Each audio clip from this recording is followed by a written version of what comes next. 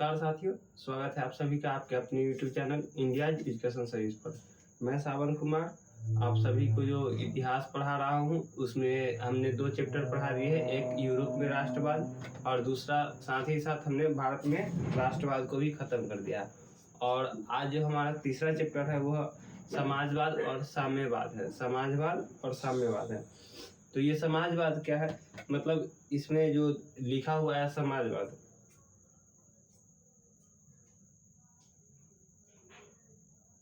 समाजवाद से यह पता चलता है कि ये जो समाजवाद है तो इसका शाब्दिक अर्थ क्या होता है। तो इसमें आया हुआ है समाज। समाज मतलब आप जानते हैं कि जो हमारे आसपास की जो लोग हैं उनके साथ जो हमारी एकता होती है, जो हम लोग मिलजुल कर रहते हैं उसे समाज कहते हैं। और वाद यानी विचार होता है। तो ऐसा विचार जिसमें सभी समाज के कल्याण के बारे में बताया जाता है वो हमारा समाजवाद होता है।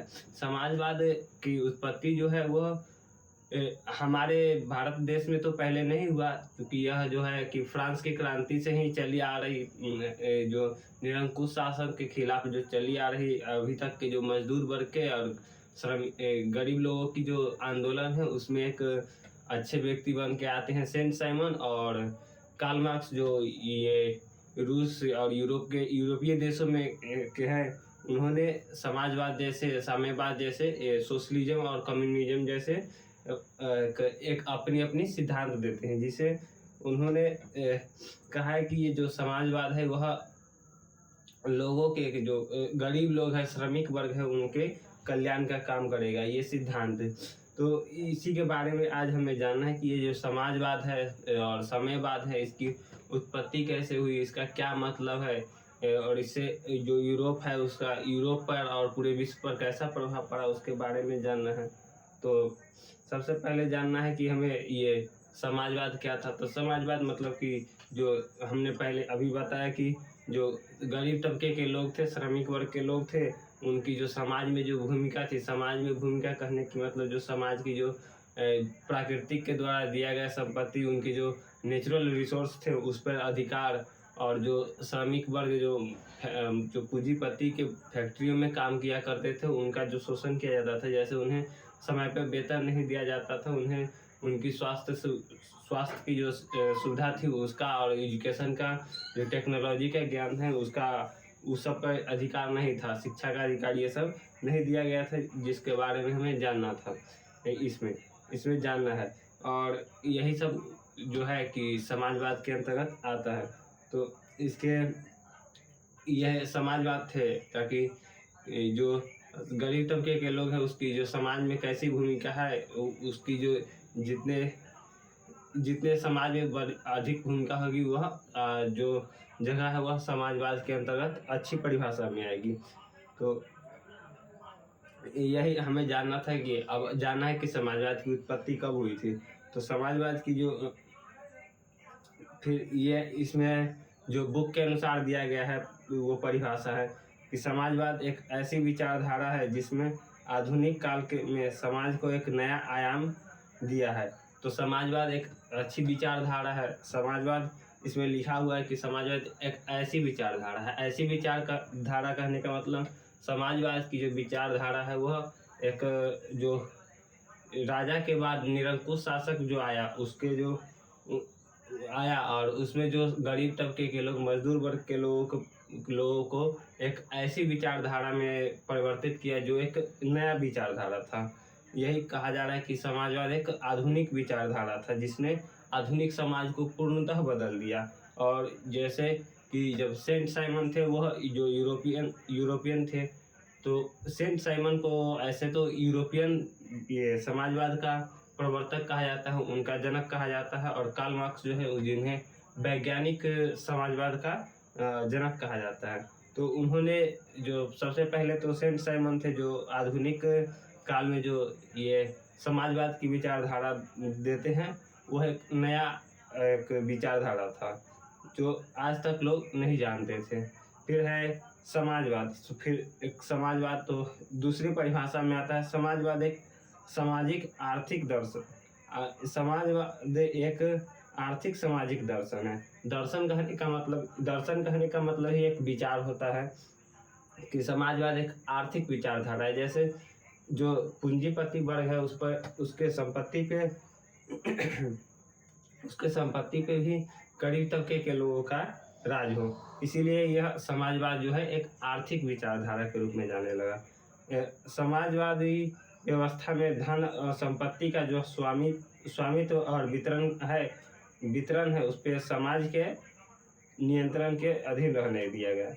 तो जो ये इसमें लिखा हुआ है कि जो सामाजिक व्यवस्था यानी समाजवाद जो व्यवस्था है उसमें जो वहाँ की जो संपत्ति है, वहाँ का जो नेचुरल रिसोर्स है उसका स्वामी और उसका वितरण कैसे हो, यह समाज पे निर्भर करता है, ना कि पूंजीपति वर्ग के हाथों में है।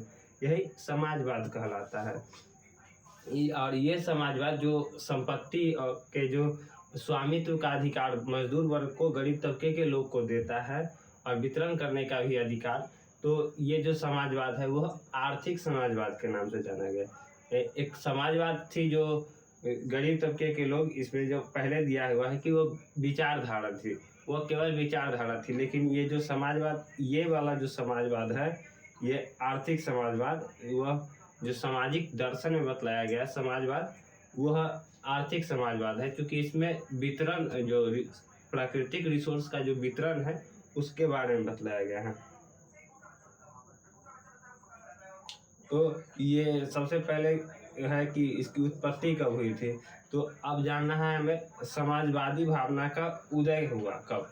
जो समाजवादी की भावना का जो उदय हुआ वह मूलतः हुआ 18वीं शताब्दी में हुआ। तो 18वीं शताब्दी में जैसे औद्योगिक क्रांति हुई, तो औद्योगिक क्रांति हुई तो उसमें मजदूरों की मांग बढ़ने लगा।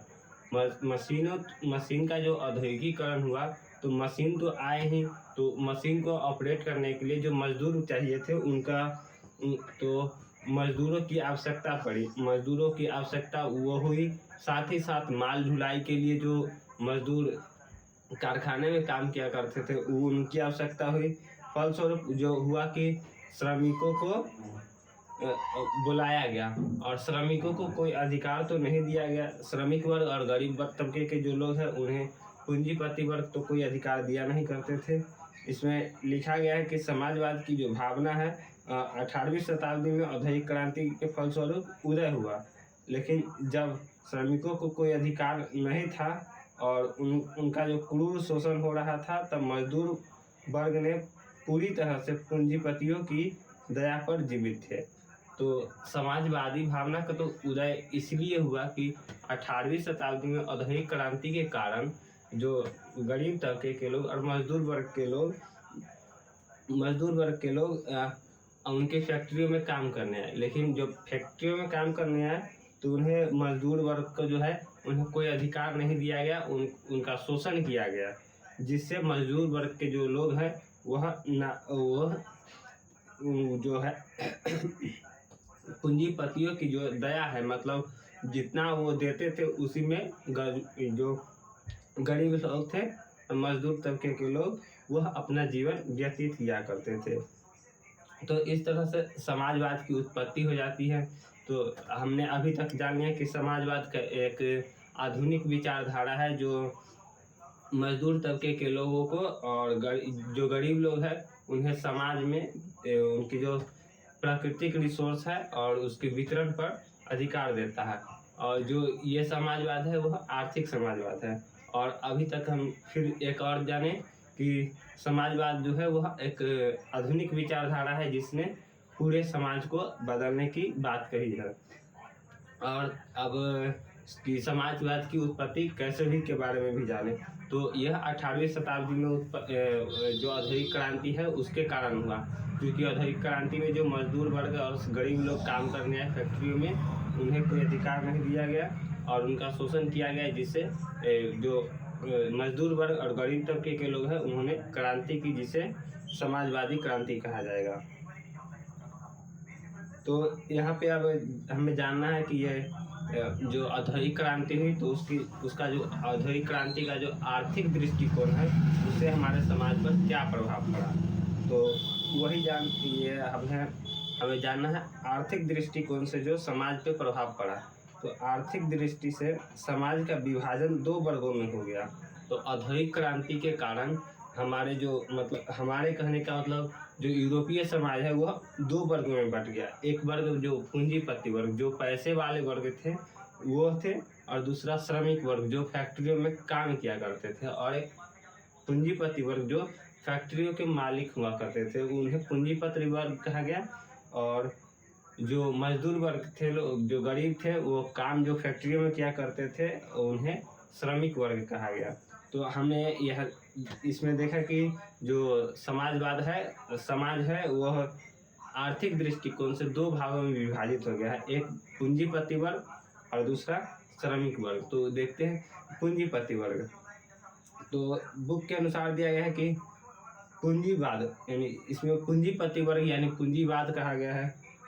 पूंजीवाद से तात्पर्य ऐसी अर्थव्यवस्था से है जिसमें उत्पादन के साधन पर व्यक्तिगत स्वामित्व होता है, जिसका उद्देश्य लाभ अर्जन करना होता है। यानी ये परिभाषा जो दिया गया है वह हमारे इकोनॉमिक्स के बुक से दिया गया है।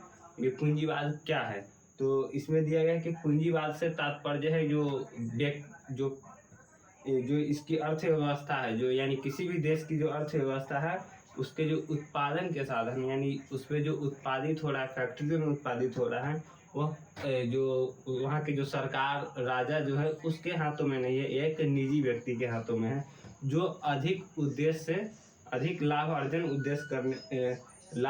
करने के उद्देश्य से अपनी जो उसकी जो कैपिटल यानी पैसा है उसे अपने फैक्ट्रियों में लगाता है, अधिक लाभ अर्जन करने के उद्देश्य से। यह पूंजीवाद है। दूसरी परिभाषा भी दिया गया है। यह एक ऐसी राजनीतिक आर्थिक व्यवस्था है जिसमें निजी संपत्ति तथा निजी लाभ की अवधारणा को मान्यता दी जाती है। यह सार्वजनिक क्षेत्र में विस्तृत एवं आर्थिक गतिविधि में सरकारी हस्तक्षेप का विरोध करता है।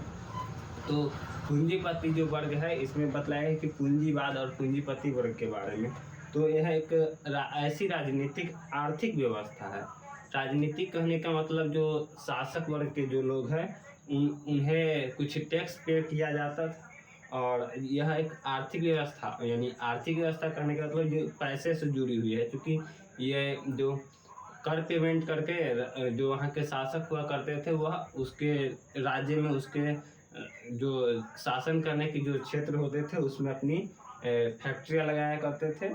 इसीलिए इसे कहा गया है कि राजनीतिक आर्थिक व्यवस्था, जिसमें वह वहाँ के जो शासक है उसके साथ कुछ समझौते करके वहाँ पे फैक्ट्रियाँ लगाया करते थे, और वो कहा करते थे कि जो ये जो निजी संपत्ति है वहाँ पे वो जो फैक्ट्री मालिक है उसका कानून चलेगा, ना कि यहाँ के जो राजा है उनका।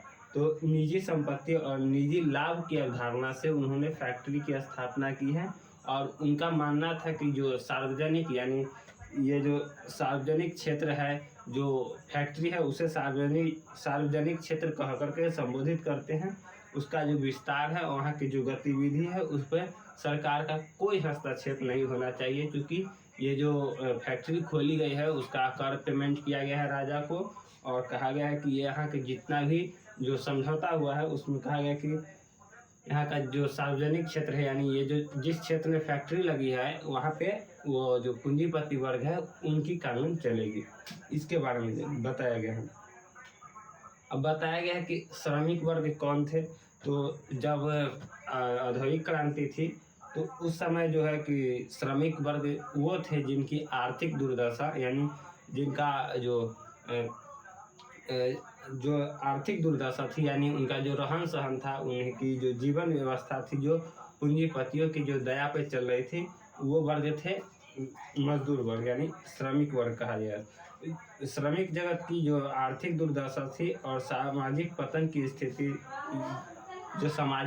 की स्थिति से गुजर रहे थे, और जिनकी आर्थिक दुर्दशा यानी उनकी जो इकोनॉमिकल स्ट्रक्चर थी जो खराब थे, उसके बारे में बतलाया गया है। उस समय श्रमिकों को महत्वपूर्ण राष्ट्रभक्तों और विचारकों और लेखकों के मार्गदर्शन प्राप्त हुए। तो जब श्रमिक वर्ग के जो लोग थे उनकी जो आर्थिक दुर्दशा हुई थी और उनका सामाजिक पतन होना शुरू हो गया था। मतलब औद्योगिक क्रांति के कारण जो पूंजीपति वर्ग उनका शोषण किया करते थे, तो उस समय उन्हें कुछ लोगों का सहारा मिला जिन्हें राष्ट्रभक्त यानी राष्ट्रवादी कहा गया। विचारकों यानी जो वहाँ के जो लोकल लीडर हुआ करते थे, जो गरीब तबके के लोगों का जो सहायता किया करते थे, जिसमें से एक सेंट साइमन है। और लेखकों यानी जो वहाँ के जो कलाकार हुआ करते थे, उन्होंने कविता की रचना करके उन्हें मोटिवेट करते हैं एक क्रांति करने के लिए, जिसे समाजवाद की क्रांति कही जाएगी। यही इसमें बतलाया गया है। तो जो राष्ट्रभक्त और विचारक थे, जो राजनीतिक विचारक थे, उनमें से एक सेंट साइमन आते हैं। सेंट साइमन ऐसे तो वो पूंजीपति वर्ग में ही थे, क्योंकि वह भी एक फैक्ट्री के मालिक थे, लेकिन उन्होंने जो अपना जो फैक्ट्री लगाया था, उसमें जो श्रमिक थे और जो उनका मजदूर था, उनकी जो भी नीड थे, मतलब उनकी स्वास्थ्य की, शिक्षा की और उनके रहन सहन भोजन के व्यवस्था की, तो उन्हें सभी सुविधा दी जाती थी। इसीलिए जो सेंट साइमन कहा करते थे कि जो गरीब तबके के लोग हैं, उनके बदौलत हम लोग हैं, ना कि हमारे बदौलत गरीब लोग हैं।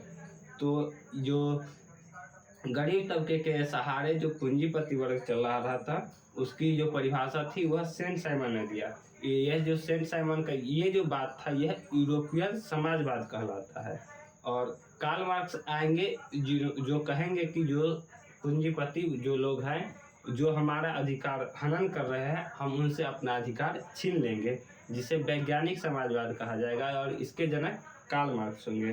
तो इसके बारे में हमें जानना है। जो विचारक हुए और जो राष्ट्रवादी है और जो लेखक है, उनके बारे में जानना है। इन व्यक्तियों ने सामाजिक और आर्थिक क्षेत्र में एक ऐसे नवीन विचारधारा को प्रतिपादित किया है जिसे समाजवाद के नाम से जाना जाता है। तो जब राष्ट्रवाद और विचारक, जो राजनीतिक विचारक थे वो, और एक है लेखक, जिन्होंने समाजवाद के जो गरीब तबके के लोग थे, मजदूर वर्ग के लोग थे, उन्हें एक ऐसी विचारधारा दिया। ऐसी विचारधारा कहने का मतलब उनके सामाजिक और आर्थिक क्षेत्र में एक ऐसा परिवर्तन लाने के लिए एक नवीन विचारधारा दिया, जिसे समाजवाद कहा गया है। तो ये थे अभी तक समाजवाद के बारे में। और जो इनमें से विचारक थे, जो अब इन विचारकों में से जो राष्ट्रवादी थे, उनके बारे में जानना है कि ये कौन कौन से राष्ट्रवादी थे। तो इन विचारकों में कार्ल मार्क्स तो बाद में आते हैं, लेकिन सबसे पहले आते हैं रॉबर्ट ओवेन, सेंट साइमन और फ्रेडरिक लुईबा और एवं एग्लोस नाम के जो विशेष उल्लेखनीय हैं। इस बुक में हमें जानना है कि ऐसे तो जानना सिर्फ कार्ल मार्क्स के बारे में है और सेंट साइमन के बारे में दिया गया है, और लेकिन जो कुछ और लोग थे, जैसे रॉबर्ट ओवेन, फ्रेडरिक और लुईबा और एंगलेस थे, उनके नाम इसमें उल्लेखित किए गए। यानी इसमें जो बुक है हमारा, उसमें दिया गया है इन 5-6 व्यक्तियों के नाम, जिन्होंने जो यूरोप में है समाजवाद की क्रांति लाते हैं। समाजवाद की क्रांति लाते हैं। अब इसमें दिया गया है कि आधुनिक समाजवाद का विभाजन 2 चरणों में किया गया है। तो जो समाजवाद की जो आधुनिक विचारधारा लाया गया है, तो उसमें है एक मार्क्सवाद। मार्क्स से एक दिया गया है कि मार्क्स से पूर्व की समाजवाद यानी यूरोपियन समाजवाद। जो कार्ल मार्क्स है, उन्होंने जब सिद्धांत दिया, उन्होंने जो सिद्धांत दिया, उससे पहले के सिद्धांत को, यानी जो यूरोपियन समाजवाद है, तो उन्होंने जो कार्ल मार्क्स से पहले की जो समाजवाद है, उसे यूरोपियन समाजवाद कहा गया। लेकिन जब कार्ल मार्क्स आए और उन्होंने जब अपना ये सिद्धांत दिया कि हमारा अधिकार अगर नहीं मिले तो हम पूंजीपति वर्ग से अपना अधिकार छीन लेंगे, जो ये समाजवाद जो आया, ये जो विचारधारा है, उसे वैज्ञानिक समाजवाद कहा गया। यानी हमें ये 2 फैक्ट याद रखने हैं कि कार्ल मार्क्स से जो पूर्व की अवधारणा थी, यानी कार्ल मार्क्स के आने से जो पहले की अवधारणा थी, यानी सेंट साइमन वाले और जो दिए हुए हैं ये रॉबर्ट ओवेन और फ्रेडरिक का जो सिद्धांत था, उसे कहा जाता है यूरोपियन समाजवाद। यानी कार्ल मार्क्स से पहले के जो समाजवाद है, उन्हें यूरोपियन समाजवाद। और जब कार्ल मार्क्स आते हैं और अपना सिद्धांत देते हैं तब उसे एक वैज्ञानिक सिद्धांत कहा जाता है। वैज्ञानिक समाजवाद यानी वैज्ञानिक सिद्धांत को वैज्ञानिक समाजवाद कहा गया। कार्ल मार्क्स का जो आने के बाद जो सिद्धांत दिया गया, और ये जो वैज्ञानिक समाजवाद के जनक होंगे वह कार्ल मार्क्स को कहे जाएंगे। तो आज हमारा यहीं पे चैप्टर नहीं बल्कि ये समाजवाद की उत्पत्ति के बारे में ख़त्म होता है। और अगली वीडियो में हमें जानेंगे कि यूरोपियन समाजवाद कैसा था। अभी तो उसका जो थोड़ी सी बात हमने जाना कि जो सेंट साइमन थे उन्होंने कहा कि मजदूर वर्ग तबके से हम लोग जी रहे हैं, ना कि पूंजीपति वर्ग जो है उनके सहारे मजदूर वर्ग दिए रहे हैं। बल्कि इसके बारे में जाना और इसकी विस्तृत जो चर्चा है हमें अगले वीडियो में यानी यूरोपियन समाजवाद टॉपिक में करना है। उसके बाद हमारे आएंगे वैज्ञानिक समाजवाद और कार्ल मार्क्स के बारे में जानना है। तो अगले वीडियो में हम जानेंगे कि यूरोपियन समाजवाद कैसा है। तो देखने के लिए धन्यवाद। जय हिंद, जय भारत।